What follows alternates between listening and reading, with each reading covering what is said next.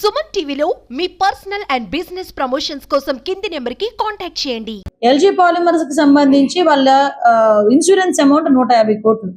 ఆ 150 కోట్లు ఎక్కడికి వెళ్ళినాయో, ఎవరి జేబుల్లోకి వెళ్ళినాయో ఎవరికి మనకే తెలియాలి. ఇంకొకటి ఇమీడియట్ గా సూపర్ స్పెషాలిటీ హాస్పిటల్ అక్కడ కట్టేస్తానని చెప్పి ఒక పాడుపడిపోయిన ఒక స్కూల్ బిల్డింగ్ తీసుకొని, నాకు ప్రింట్ ఇక్కడ రాలేదు, లేకపోతే మీకు ప్రింట్ కూడా ఇచ్చేదాన్ని. స్కూల్ బిల్డింగ్ కూడా తీసుకొని దానికి 50 కోట్ల రూపాయలు తీసుకొని 2 నెలల తర్వాత ఆ బోర్డు తిరగేసేసి ఇప్పటికీ కూడా అక్కడ హాస్పిటల్ లేదు, ఏమీ లేదు.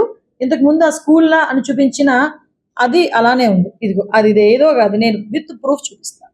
ఇది school building, old school building ని తీసుకొచ్చి హాస్పిటల్ కింద కన్వర్ట్ చేస్తున్నామని 2 బోర్డులు పెట్టి సూపర్ స్పెషాలిటీ హాస్పిటల్ అని 50 కోట్ల రూపాయలు, లిటరల్లీ 50 కోట్ల రూపాయలు తీసుకొని ఈ రోజుకి కూడా అక్కడ హాస్పిటల్ లేదు.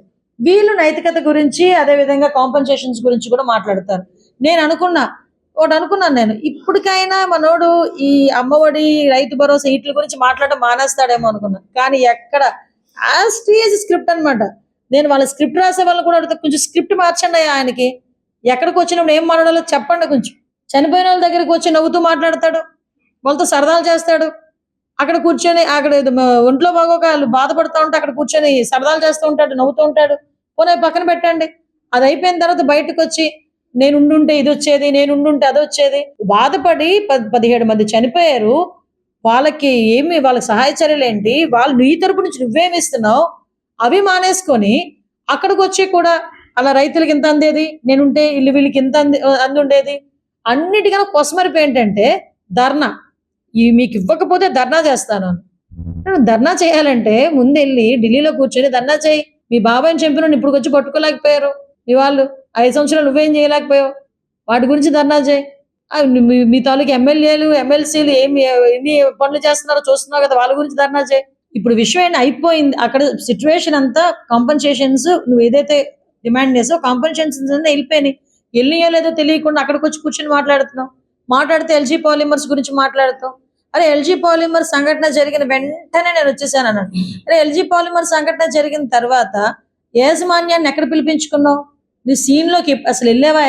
ఎల్జీ పాలిమర్ సంఘటన జరిగిన ప్లేస్ లోకి జగన్మోహన్ రెడ్డి ఆ రోజు వెళ్ళాడా అసలు? మీరు ఒకసారి ఆలోచన చేయండి. జగన్మోహన్ రెడ్డి కనీసం ఆ ప్లేస్ లోకి వెళ్లకుండా ఎక్కడో హాస్పిటల్లో ఉన్న బాధితులను పరామర్శించి బయటకు వచ్చేసి, ఎవరైతే 12 మంది, యాక్చువల్గా చనిపోయింది 15 మంది, స్పాట్ లో చనిపోయింది 12 మంది, 3 రోజుల తర్వాత ఒక 3 చనిపోయారు.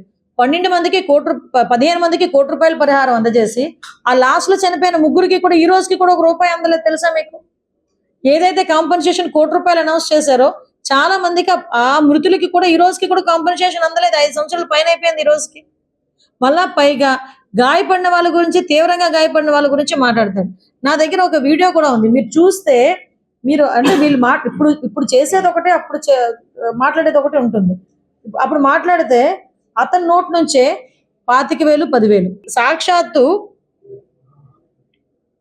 ఇవ్వడమే కాకుండా చనిపోతే 12 మందికి సంబంధించి 1 కోటి రూపాయలు ఇవ్వడమే కాకుండా ఏకంగా 19,893 మంది 10,000 రూపాయలు వెంట ఇవ్వమని చెప్పి కూడా చెప్పడం జరిగింది.